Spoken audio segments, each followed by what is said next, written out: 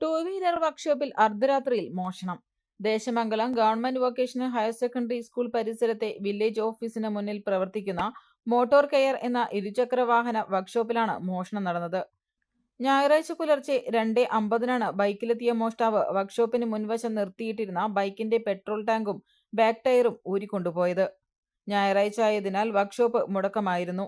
Workshop ഉടമ ഹുസൈൻ ഉച്ചയ്ക്ക് 1 മണിയോടുകൂടി വർക്ക്ഷോപ്പ് പരിസരത്ത് കൂടെ പോയപ്പോഴാണ് മോഷണം നടന്നതായി കാണുകയും CCTV പരിശോധിച്ചപ്പോൾ ബൈക്കിലെത്തിയ വ്യക്തി മോഷണം നടത്തി ബൈക്കിൽ തന്നെ കയറി പോകുന്നത് കണ്ടത്.